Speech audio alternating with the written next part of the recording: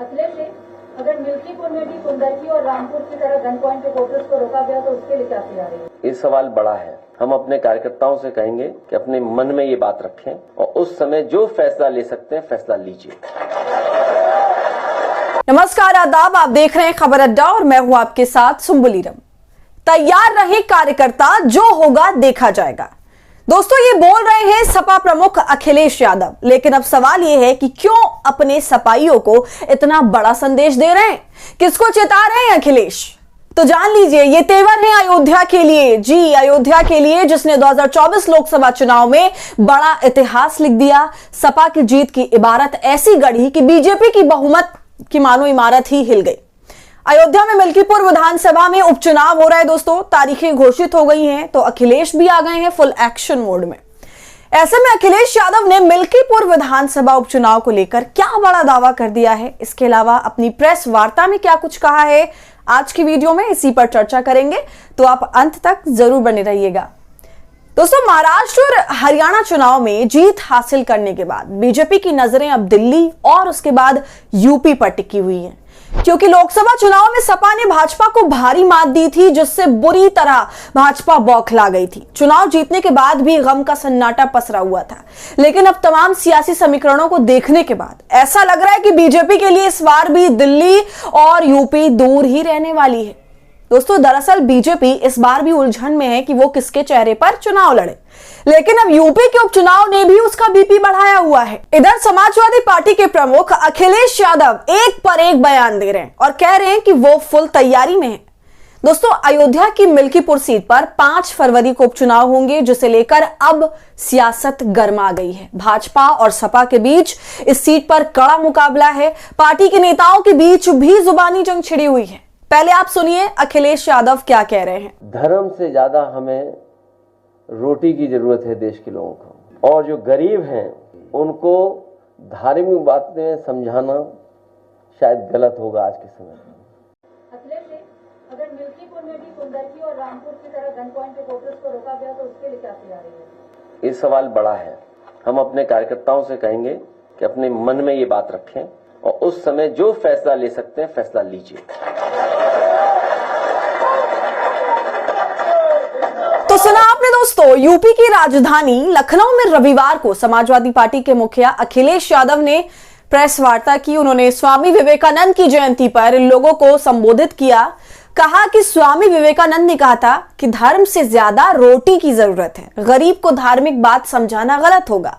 उसके बाद अखिलेश यादव ने मिल्कीपुर उपचुनाव पर सरकार को जबरदस्त घेरा।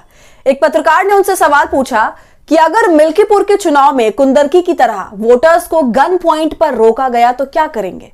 इसके जवाब में अखिलेश यादव कहते हैं कि मिल्कीपुर चुनाव में गन पॉइंट पर गड़बड़ी हो गई तो मैं अपने कार्यकर्ताओं से कहूंगा उस समय जो फैसला ले सकते हैं ले। देखिए, इस पर खबर भी मौजूद है। मिल्कीपुर उपचुनाव गन पॉइंट पर गड़बड़ हो तो जो निर्णय लेना हो लें। अखिलेश ने कार्यकर्ताओं को दी खुली छूट।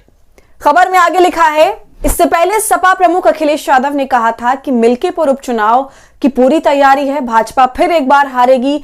उन्होंने 7 सीटों पर हुए उपचुनाव को लूटा है। एक ही मशीन पर बार बार पुलिस के लोगों ने बटन दबाई है। कुंदरकी जैसे हालात मिल्कीपुर में भी हुए तो मैं, हमारे कार्यकर्ता भी स्थिति को देखते हुए हर निर्णय को लेने के लिए स्वतंत्र होंगे। भाजपा ने अपने विभागों के लूटने वाले मंत्रियों को वहां ड्यूटी पर लगाया है। तो एक तरह से दोस्तों, अखिलेश यादव का बयान सीधा सीधा भाजपा को चैलेंज कर रहा है और अपने कार्यकर्ताओं को खुली छूट भी दे रहा है कि अगर बल का भी प्रयोग करना पड़े तो करो, और ऐसी धांधली रोकने के लिए जो कर सकते हैं उसके लिए सभी कार्यकर्ता स्वतंत्र हैं।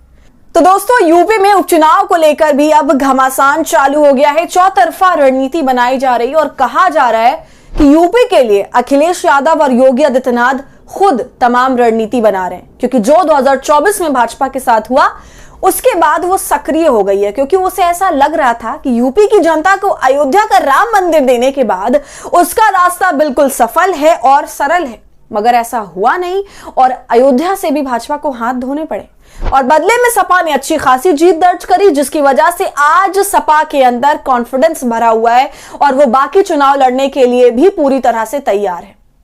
इसके अलावा इंडिया गठबंधन की टूट की जो खबरें लगातार सामने आ रही हैं, उस पर भी अखिलेश यादव ने बयान दिया और कहा कि मजबूत दल का साथ दिया जाना चाहिए। देखिए खबर, सपा मुखिया ने कहा कि इस बात को अपने मन में रखें, इंडिया गठबंधन मजबूत है और मजबूत रहेगा।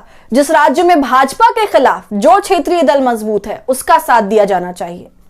तो इंडिया गठबंधन के साथ मिलकर अखिलेश यादव भाजपा के खिलाफ खेमा मजबूत कर रहे हैं। इंडिया गठबंधन को लेकर उन्होंने अहम बयान दे डाला है। आइए जरा सुन लेते हैं अखिलेश यादव को क्या कह रहे हैं आज प्रेस कॉन्फ्रेंस में। इंडिया गठबंधन वैसा ही इंटैक्ट है, उन्हीं का साथ देना, उन्हीं के साथ खड़े दिखना है। समाजवादी पार्टी आज भी उसी रास्ते पर है कि इंडिया गठबंधन और मजबूत हो, वही regional party Bharatiya Janata party का मुकाबला करें जो लड़ रही हैं। तो सुना आपने दोस्तों, अखिलेश यादव का यह बयान काफी मायने रखता है, क्योंकि दिल्ली में समाजवादी पार्टी ने आम आदमी पार्टी का समर्थन किया है, मगर इंडिया के बने रहने की बात का मतलब है कि विधानसभा में अलग अलग लड़ने के बावजूद बीजेपी के खिलाफ गठबंधन कायम है। संजय राउत ने भी कहा कि कांग्रेस को इंडिया को एकजुट रखने और आगे ले जाने की भूमिका निभानी है। तो अखिलेश यादव के बयान से बीजेपी के मंसूबों पर बखूबी पानी फिर गया है और उधर कल से राहुल गांधी भी दिल्ली के चुनावी मैदान में उतर रहे हैं।